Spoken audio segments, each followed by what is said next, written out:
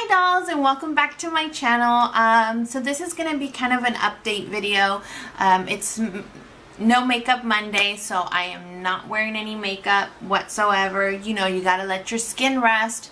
And I just actually worked out for about almost an hour, and I showered, so my hair is still getting dried and whatnot.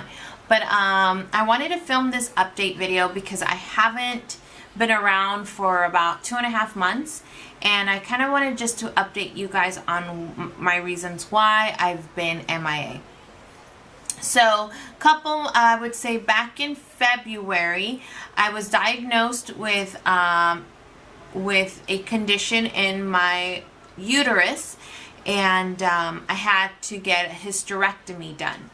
And a hysterectomy is where they remove certain parts of your uterus, or there's like different, like a partial, or there's a complete hysterectomy.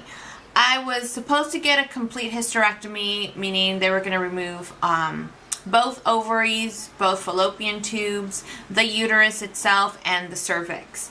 And they removed everything except my left ovary. So they did remove the 2 fallopian tubes, my right ovary, my uterus, and the cervix.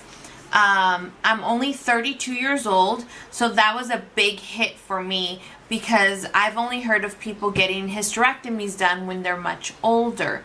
And so very hard for me to have dealt with that. When I got the news, I was very depressed. Very hard for me to take, but it was something we thought would come around just because of the way my condition was. I was not living a pain-free life. I was in pain every month whenever I got my menstrual. So that was very hard.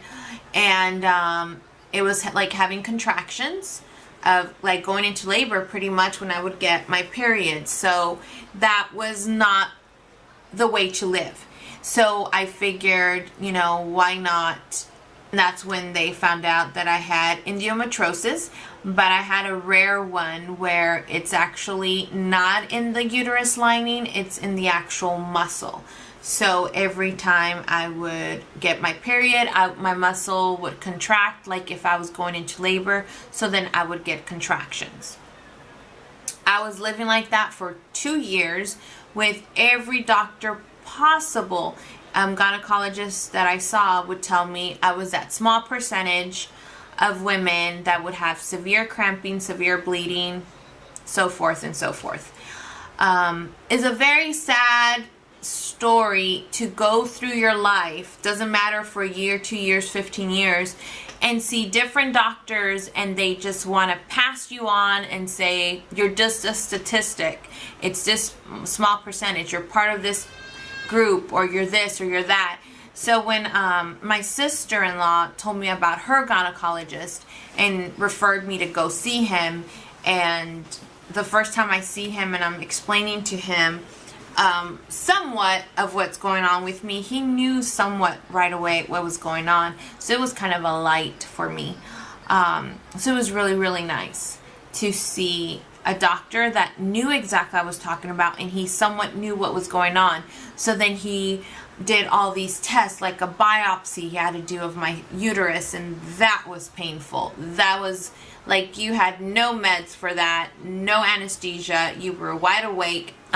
So he does that was painful. I mean, it lasted maybe 4 minutes, but it was very, very painful. And then what else? Ultrasounds. Then I got an MRI, which when I got the MRI, I found out I was claustrophobic, so that wasn't fun. So through all of that, he found out I had what I had. So then, you know, we had to schedule for surgery, and surgery happened April 9th. I believe I was in surgery for 4 hours, something like that, for maybe 4 or 5 hours.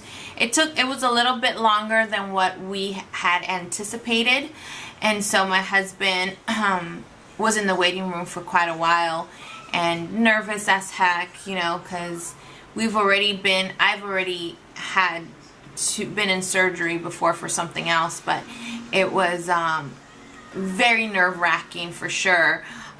When I finally woke up from surgery, I could barely stay up. I was still drugged from the anesthesia, so I felt very heavy. I got frustrated because I couldn't have a full-on conversation with my husband. He was just trying to make sure I was okay.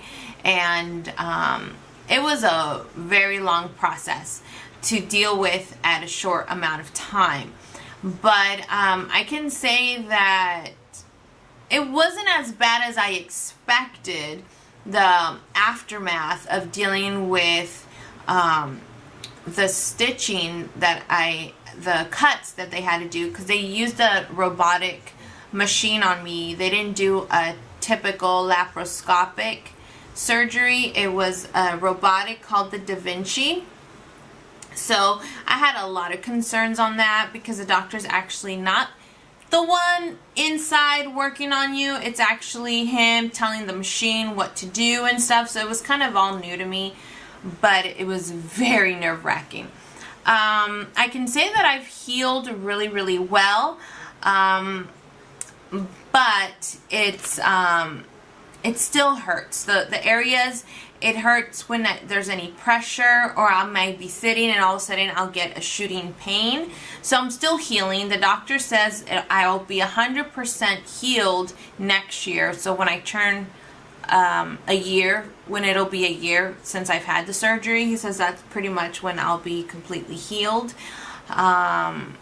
We couldn't have sex for 8 weeks, so that wasn't fun. I was ready to go, I think, at 2 weeks, and so that was very nerve-wracking for me as well. Not nerve-wracking, just I was very hormonal, and still am.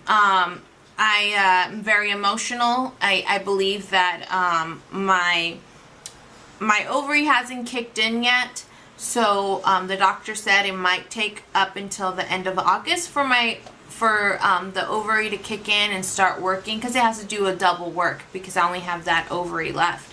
So I've been very emotional. I cry over everything, depressed, I'm happy, and it's just been crazy. And that is why I have not done videos, because just thinking of it, I got upset one day when I tried to do a video and the lighting was completely off, and I'm recording, and I got so frustrated I wanted to break the camera.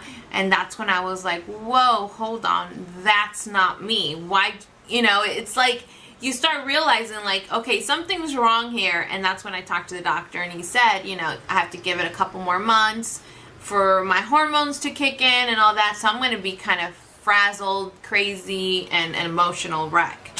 And so it's been nuts. So that's why I haven't been on.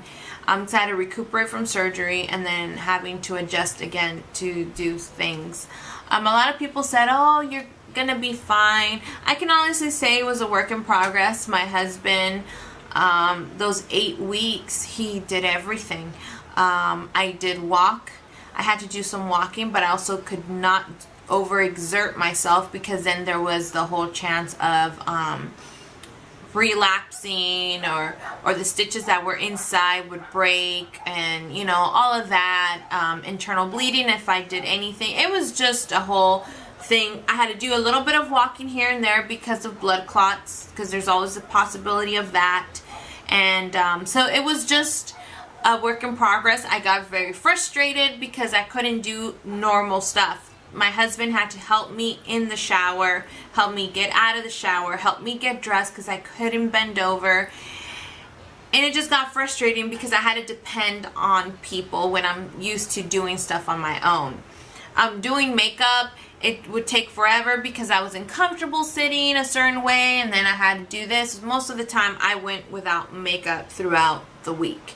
I can honestly say there was only a few times that we went out to like birthday parties or something like that, and I would put on makeup, and that was it. The rest of the days of the week I had nothing on, nothing whatsoever. So it was very, very hard. But I'm back. I'm very happy. I'm starting to work out again, because I need to work out. When you don't do nothing for 2.5 months, you get loose here and there on certain parts of your body. You lose your tone, and I have to get back on that. But yeah, so I am really happy to be back. This is pretty all over the place, but again, this is just me letting you know what happened. But yeah, so I just want to let you guys know, give you one advice. Get a second opinion, a third or a fourth opinion on anything. If you feel you are not getting the help you need from your doctor, get a second opinion from another doctor, or even a third or a fourth. I mean, I went through 4 different doctors until I finally got the answer that I needed. So just, you know, go with your instinct. Don't let anyone tell you nothing's wrong when you know your body's telling you something. Because you just don't want to regret not following up and then it's something much worse than it has to be. So again, thank you so much for coming to my channel. Thank you for subscribing. Don't forget to comment, rate, and subscribe to this channel. And don't forget to also share the channel. Share my videos to whoever you would like. Anyone that has any wants to know about certain things or whatever. But if you guys want a more in-depth video on what had happened, more details, you know, like this video, comment below, and yeah. So again, thank you so much for coming and watching this and listening to me talk, and I love you, and I'll see you on my next video.